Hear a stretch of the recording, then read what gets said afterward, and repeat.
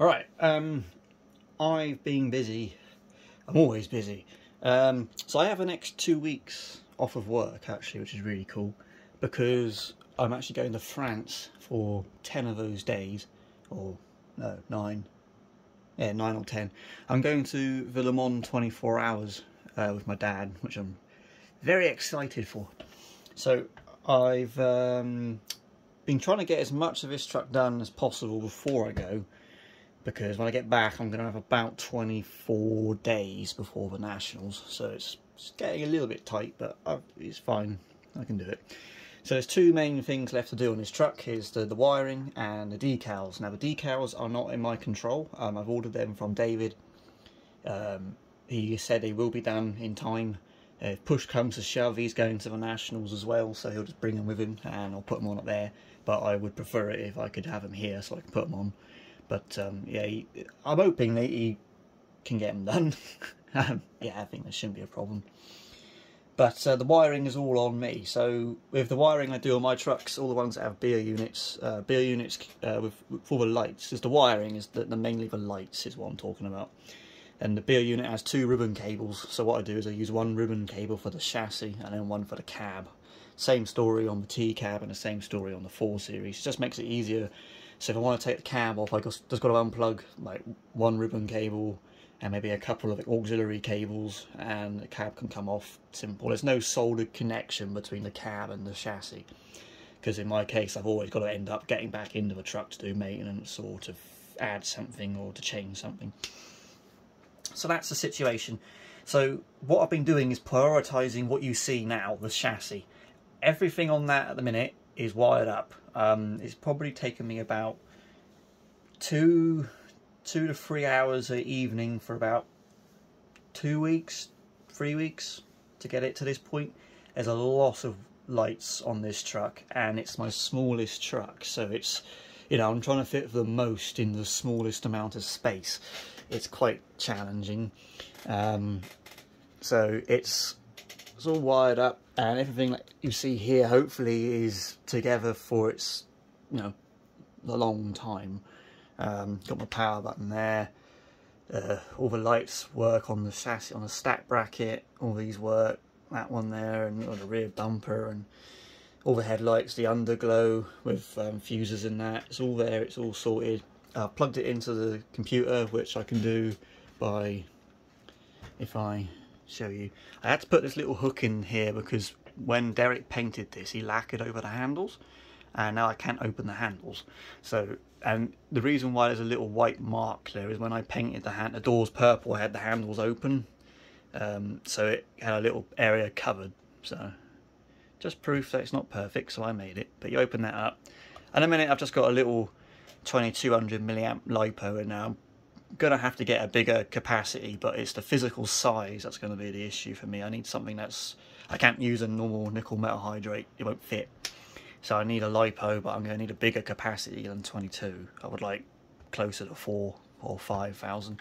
But that's a data cable, so I plug that into the computer from there, and then I can get access to update the functionality of the truck. So that's what I did the other night. He's not going to shut now, is he, you little bugger? Come on. Stay there. There we go. So that's what I did the other night. So I got a basic setup at the minute, which I've been using to test. So I've still got to do the cab. That's the next stage. I was hoping to start that just before I leave to go to France, and then get back and hopefully crack on. If I work flat out, I should have that done within a week and a half. But yeah, I'll just give you guys a quick, if I turn the handset on, and then I can turn the truck on. Come on. Right, that's that. And then go over and turn, and then I can turn the lights on. So we got obviously the white on the front, amber on the sides, red there, red on the back. If I do it again, that one there comes on, as well as, now I have to plug it back in again because I messed something up. I got my low beam, I've put the fog lights on with low beam purely because I ran out of outputs. There's 41 individual circuits on this truck, it's insane. Obviously these spotlights shouldn't come on at the minute. I want them to come on, so I want basically side lights, low beam, high beam, spotlights in that order. So I need to plug it back in and change that, but obviously they work, which is a good test for me to make sure they actually work. I can put the hazards on. Now when I put the hazards on, watch that. It starts flashing. So I got this, Bio have this feature where you can have a dynamic indicator, so it's a marker light and an indicator, which is really cool. I've also got side there in the arch, and then I got the vertical indicator there and the one on the top. I think if I do it again I should get a high beam. Yeah. And so if I just turn that lot off, I can show you the daytime running light. So yeah, basically what I've just done then was turn the engine on, but of course there's no speaker plugged into it, so the speaker would be in the roof. But yeah, the daytime running light comes on, and then if I turn right, see the indicators.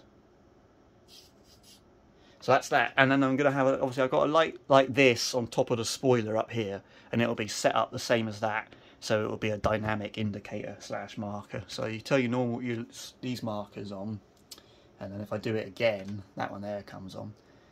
But I've also got underglow, which you can just see. Obviously it's daytime at the minute, so it's a bit difficult, but if I close the blind you can sort of get a better idea of it. So yeah, it's really nice. If I go backwards a minute, you see reverse lights.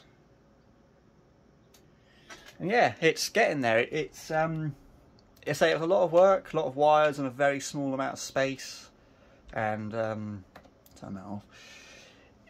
I just really hope the cab goes well. It's going to be a little bit tight to get the cab plug to fit. I was going to have to go under the dash because the interior, the back of the cab literally sits right behind that.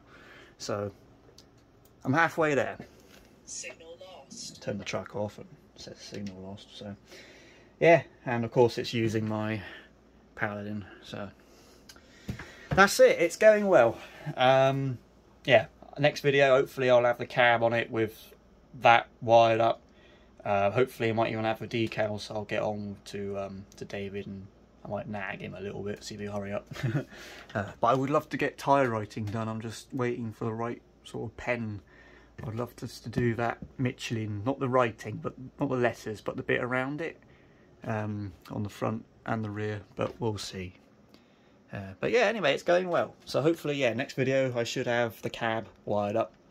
That might be 2 or 3 weeks away yet. Obviously, I'm going to be on holiday for a few days.